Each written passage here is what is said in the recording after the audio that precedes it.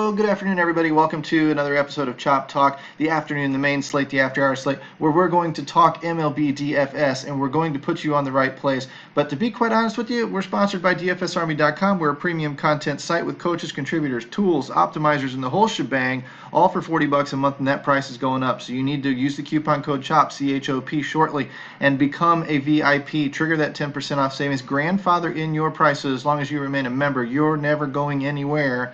With the prices, they can go up to $200 a month and you're still stuck at that $40 level if you get in now. We're getting ready for the NFL season, and so to be quite honest with you, that's just what's going to happen. So follow the link in the comments section of the video. Become a VIP today. Let's dive in, because I'm going to make a deeper video for the rest of our ownership or the rest of our VIPs. You guys are just going to get the tip of the iceberg. I'm going to show you a 7-game slate on the main and a 4-game slate on the after hours. And of course, I'm going to dive in and show you a little bit of weather concerns with Washington. Notice how this percentage creeps up throughout the night. If the rain hits, once it hits, it's probably not going anywhere once we get into the delays and things in Washington. So you can almost take that game off your schedule. Now, if you want to use the bats, go for it. Gio Gonzalez is now a threat. Washington's in a great spot to attack Cashner, and the bats will probably play. If anything, you get shortened starts out of these guys. You get into the bullpens. That's just how baseball works.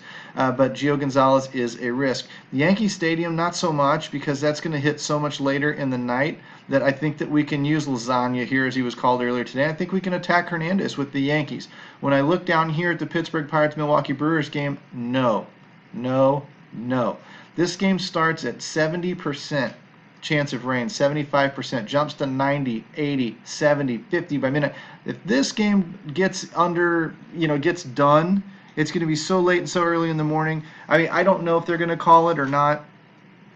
Delayed start, delays during whatever. The arms are absolutely not safe. So if you're thinking of Cooler, Suter, get out of there. The bats are at risk. Once these things go up to 70 to 80% chances, it's just not safe. So what we've essentially done, no weather in a dome, no weather out in Coors. So essentially what we've done is we've turned this 7-game slate out into a 5-game slate. We're going to be looking at Yankees.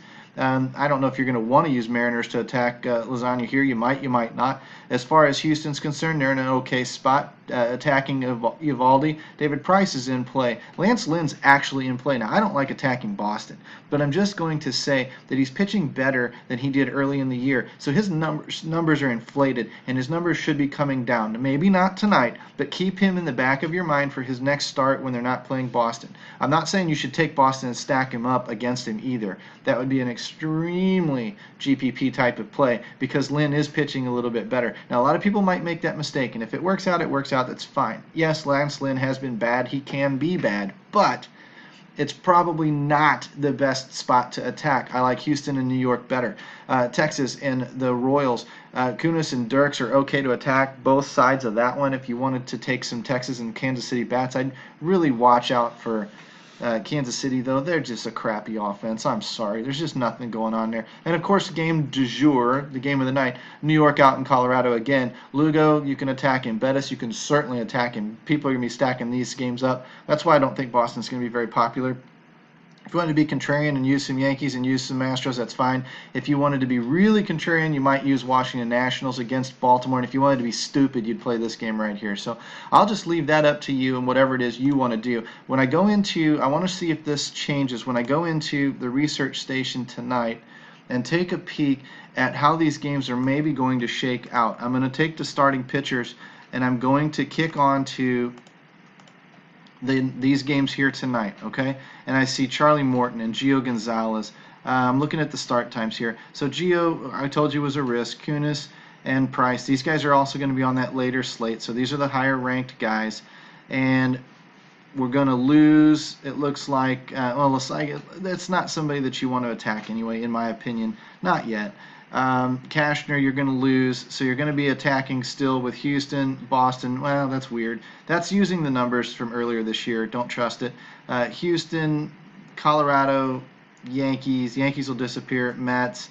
These are going to be the names that we're going to be after on that later slate. So, again, I would go into the Trends tab if I was you and I would sort out by, say, it's a 7-game slate, sort out by 350 or 360 or something with that WOBA. I'd pull all those guys to the front. I'd go into our domination station and start tweaking those projections in those in the optimizer, and I would start mixing and matching a few lineups. There's a lot of ways to do this. If I came with a build where I had 2 from here, 2 from there, 2 from there, and I used somebody like a Charlie Morton that was expensive, and safe, then I would probably go cash games, and I would take on 3-mans, 5-mans, 10-man leagues, things like that, and I would demolish those. If I wanted to play a little bit more upside stuff and wanted to play 20-man leagues, 100-man leagues, GPPs, things like that, I would probably get off of Morton, drop down, maybe take a shot on Gio, although he's not safe, but I might jump down to a David Price, take that lasagna guy, whatever, out of Seattle, and maybe run into Coors with it, because I think that's where a lot of people are going to go.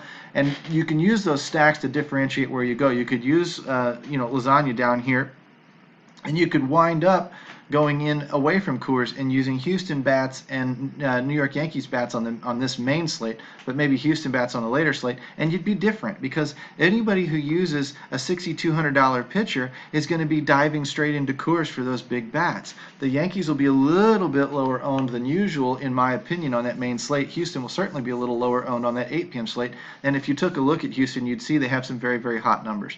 Now, what do we do when we take the 7 o'clock game off? Double check really quick and make sure the 8-10 has, all 4 games, has the Colorado game on it.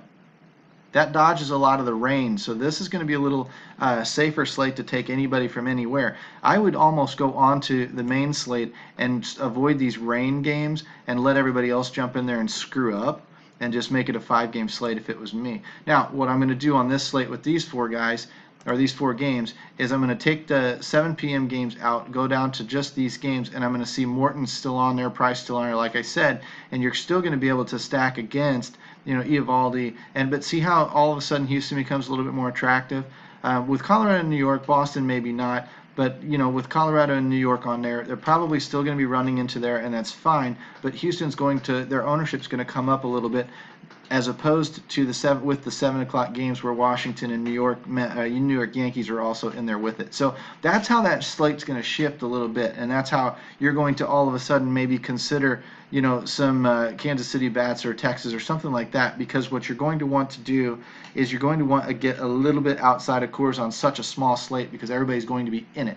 Now, you might build 3 lineups and you're going to want 1 or 2 of them with Coors exposure, but you're going to want to at least take 1 and get out of there in case that game falls flat. You still want some of your action live so that you can continue to make some money no matter how the slate turns out, because it is baseball, it's unpredictable, and that's just the way it is. There's nothing you can really do about it, so you cover a little bit more bases, and smaller slates are better for that. When I use 3-game, 4-game, 5-game slates, I can cover more bases than a 10, 12, 15-game slate where I could run 50 lineups and not put a dent in all of the combinations and options that I have before me. Such a large slate. So I prefer these smaller slates for that very reason. I don't know that I'll be on the late one. I probably will be on the main. So I'm going to get busy building some lineups, and I'm going to turn this out to you guys, and then what we're going to do is I'm going to make a deeper video for the VIPs. So that's your incentive to be a VIP. Get into DFSArmy.com now. Use code CHOP, C-H-O-P, and maybe you'll get that video when it drops, when we can give you the auto invite to Slack. And you can jump in there, tag me, say hi, say you found me through the YouTube videos. I'll coach you up. I'll do whatever I can to help make you a better player. But I can do it a lot more in private and inside the premium content than I can out here in the public. So keep that in mind. Jump on before prices go up, because they're going up in a few weeks. And you're going to end up being a member anyway, so you might as well do it today. Take care, guys. I will see you probably tomorrow.